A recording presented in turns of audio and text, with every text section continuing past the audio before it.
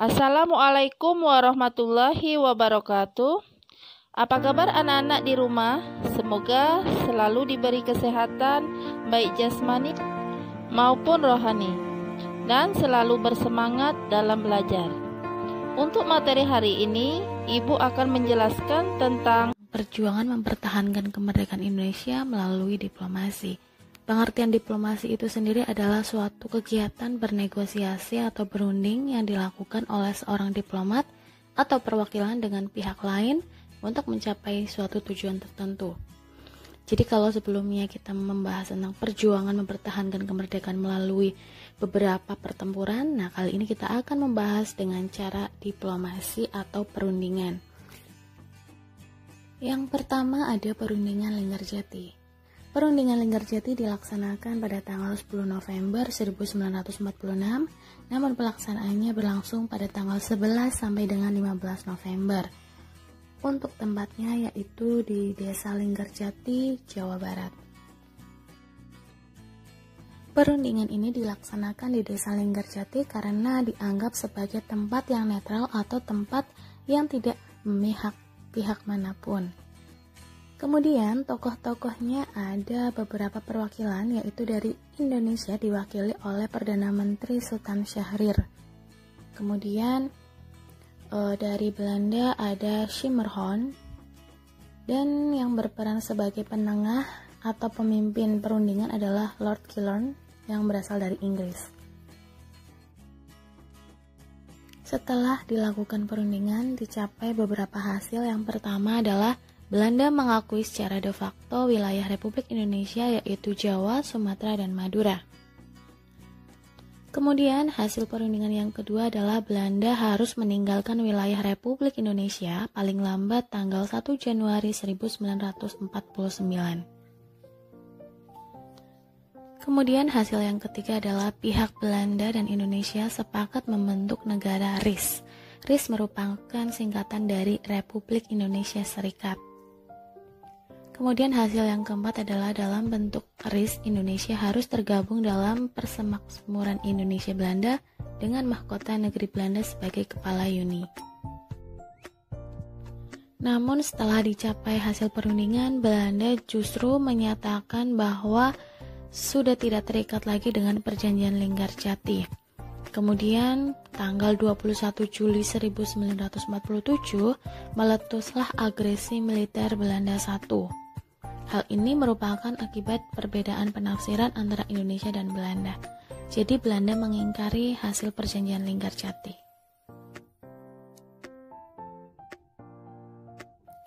Kemudian ada beberapa fakta yang mewarnai berjalannya perjanjian Linggarjati.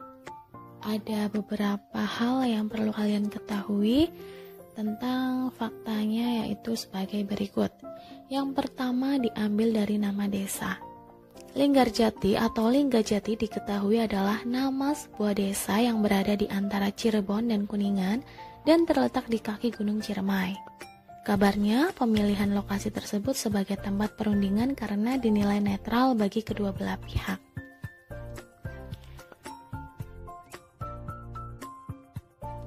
Selanjutnya perlu diketahui bahwa perjanjian Linggarjati itu merupakan upaya untuk menyelesaikan konflik antara Belanda dengan Indonesia.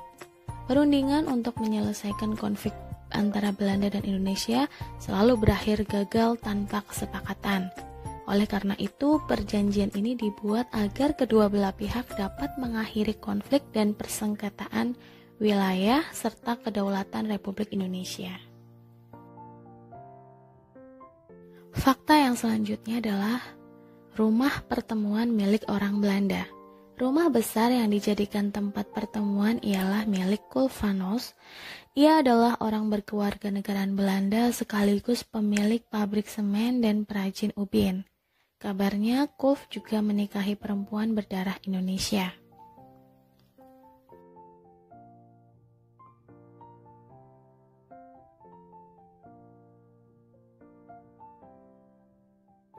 Fakta yang selanjutnya adalah Belanda memutuskan perjanjian secara sepihak. Dalam perjanjian ini pun terjadi pula pelanggaran.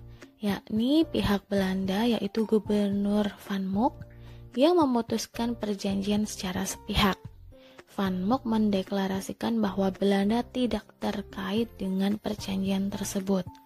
Padahal sebelumnya perjanjian Linggarjati sudah sama-sama disetujui, namun Van Mook memutuskan secara sepihak. Kemudian perjanjian ini juga berjalan alot. Pasalnya ada beberapa poin yang disepakati dan tidak disepakati oleh kedua belah pihak. Bahkan butuh waktu hampir 6 bulan baru dilakukan penandatanganan. Selanjutnya adalah melibatkan sejumlah tokoh. Selain pihak Belanda Indonesia, Inggris juga ikut menengahi perjanjian tersebut. Dari setiap kubu pun mengirimkan beberapa perwakilan. Dari Indonesia yaitu Sultan Syahrir dan beberapa anggotanya, kemudian dari Belanda ada Simmerhorn, dan dari Inggris sebagai penengah ada Lord Kiln. Setelah peristiwa agresi militer Belanda I yang terjadi pada tanggal 21 Juli, kemudian pada tanggal 1 Agustus 1947 Dewan Keamanan PBB mengeluarkan resolusi gencatan senjata antara Belanda dan Indonesia.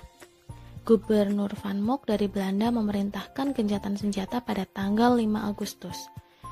Kemudian pada 25 Agustus Dewan Keamanan mengeluarkan resolusi yang diusulkan Amerika Serikat bahwa Dewan Keamanan akan menyelesaikan konflik Indonesia-Belanda secara damai, yaitu melalui perundingan. Kemudian ada latar belakang perundingan Renville. Tanggal 29 Agustus 1947 Belanda memproklamirkan garis Van Mook yang membatasi wilayah Indonesia dan Belanda. Republik Indonesia menjadi tinggal sepertiga Pulau Jawa dan kebanyakan pulau di Sumatera, tetapi Indonesia tidak mendapat wilayah utama penghasil makanan. Blokade oleh Belanda juga mencegah masuknya persenjataan, makanan dan pakaian menuju ke wilayah Indonesia. Tentunya ini sangat merugikan wilayah Indonesia ya teman-teman. Karena terjadi beberapa konflik yang tak kunjung selesai, maka diadakannya Perjanjian Renville.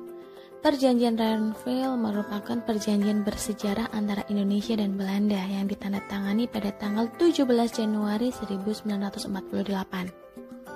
Perjanjian ini disebut sebagai Perjanjian Renville karena pelaksanaannya di atas kapal Renville. Perjanjian ini ditengahi oleh Komisi Tiga Negara atau yang disingkat KTN, yaitu Belgia yang dipilih oleh Belanda, Australia yang dipilih Indonesia, dan kemudian Amerika Serikat dipilih sebagai pihak netral. Faktanya banyak hasil dan isi perjanjian Renville yang merugikan pihak Indonesia. Berikut beberapa tokoh perundingan Renville. Dari Indonesia yaitu ada Amir Syarifuddin sebagai ketua, kemudian dari Belanda ada R. Abdul Qadir Widjoyo Atmojo, kemudian dari PBB berperan sebagai mediator diwakili oleh Frank Graham sebagai ketua. Kemudian ada beberapa isi perjanjian Renville.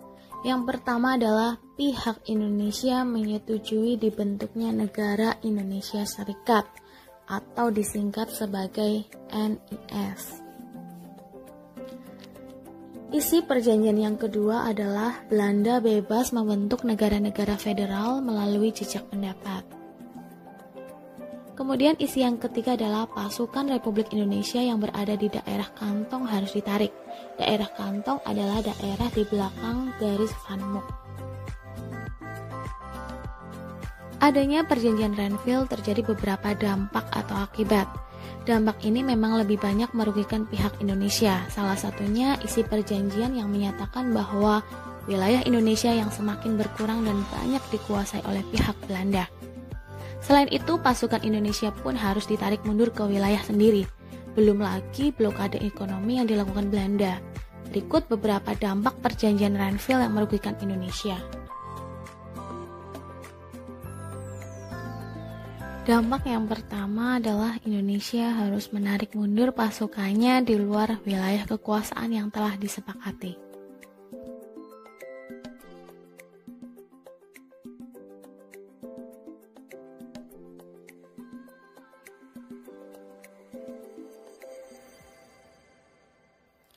Kemudian dampak yang kedua adalah semakin menyempitnya wilayah Republik Indonesia karena sebagian wilayahnya telah dikuasai oleh pihak Belanda.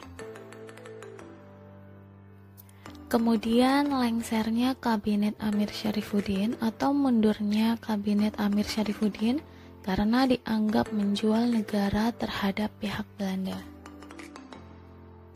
Selanjutnya, Belanda melakukan blokade ekonomi pada Indonesia. Kemudian untuk memecah belah Republik Indonesia, Belanda membuat beberapa negara boneka seperti negara Borneo Barat, negara Madura, negara Sumatera Timur, dan negara Jawa Timur.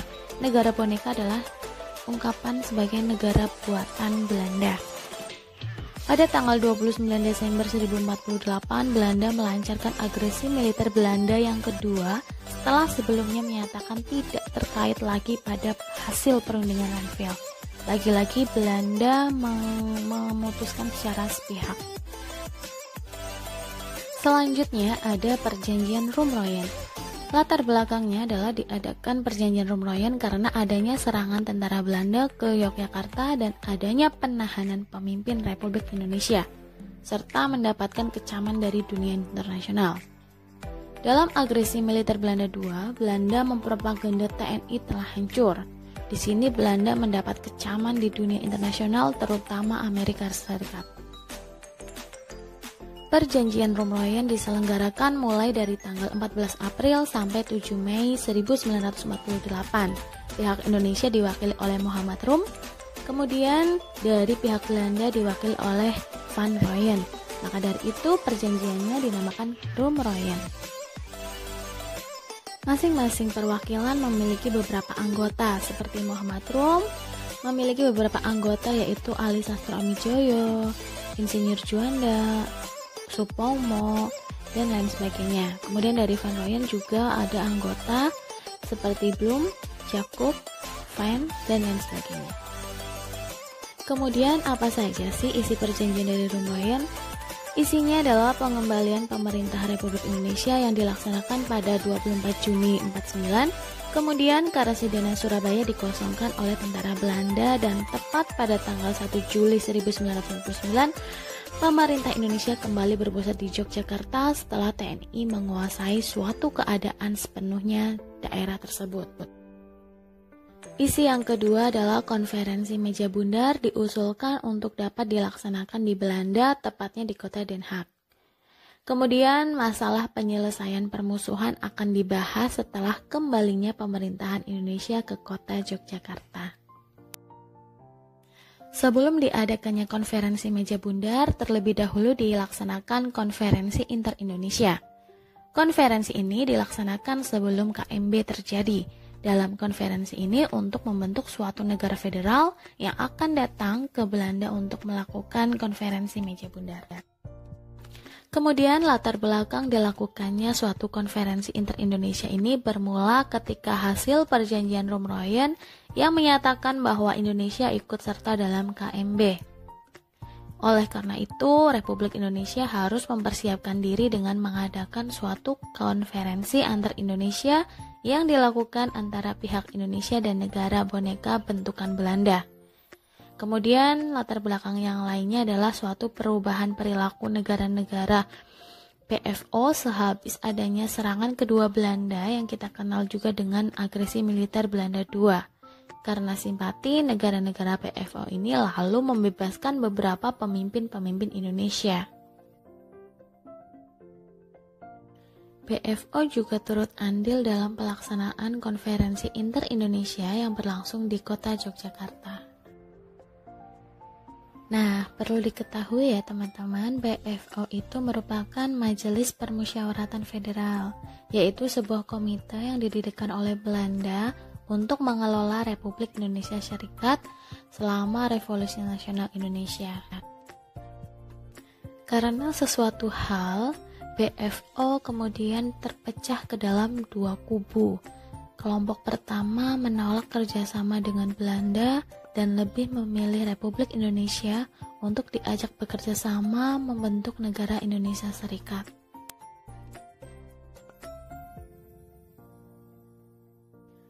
Kemudian ada tujuan dari diadakannya konferensi inter-Indonesia. Tujuan diadakannya konferensi inter-Indonesia ini ialah untuk membentuk suatu negara federal atau negara yang sanggup disebut dengan negara serikat, yang di dalamnya terdiri dari pemerintah pusat, provinsi, dan daerah. Setelah diadakannya konferensi inter-Indonesia, dicapailah beberapa hasil. Yang pertama adalah Angkatan Perang Republik Indonesia Serikat atau yang disingkat dengan APRIS merupakan angkatan perang nasional. Kemudian TNI merupakan kekuatan inti APRIS. Yang ketiga, pertahanan negara akan menjadi tugas dan hak pemerintahan Republik Indonesia Serikat atau RIS.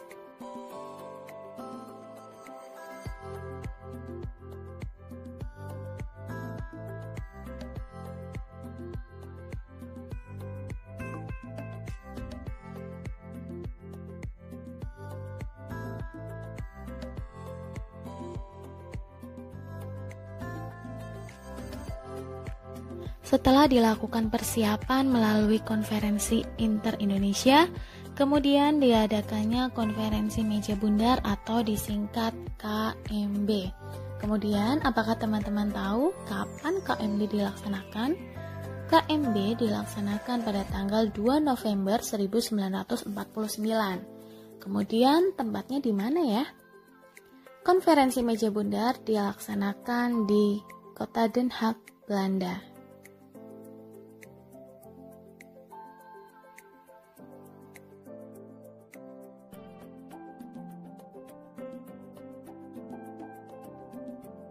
Setelah diadakannya konferensi, kemudian pada tanggal 2 November 1949 berhasil ditandatangani persetujuan dari KMB. Kemudian ada beberapa hasil dari KMB. Yang pertama adalah Belanda mengakui kedaulatan kepada Republik Indonesia Serikat pada bulan Desember 1949. Mengenai Irian Barat, penyelesaiannya ditunda 1 tahun setelah pengakuan kedaulatan. Antara Republik Indonesia Serikat dan Kerajaan Belanda akan diadakan hubungan Uni Indonesia Belanda yang akan diketuai oleh Ratu Belanda. Kemudian segera akan dilakukan penarikan mundur seluruh tentara Belanda dan pembentukan Angkatan Perang RIS atau APRIS dengan TNI sebagai intinya. Kemudian pada 27 Desember 1949, penyerahan kedaulatan Belanda terhadap Indonesia disahkan. Penyerahan dilakukan di 2 tempat, yakni di Jakarta dan di Amsterdam, Belanda. Itulah beberapa upaya mempertahankan kemerdekaan Republik Indonesia melalui upaya diplomasi atau perundingan. Meskipun beberapa kali Belanda memutuskan secara sepihak. Semoga bermanfaat. Terima kasih. Nasrun minallah wa fatun qarib. Assalamualaikum warahmatullahi wabarakatuh.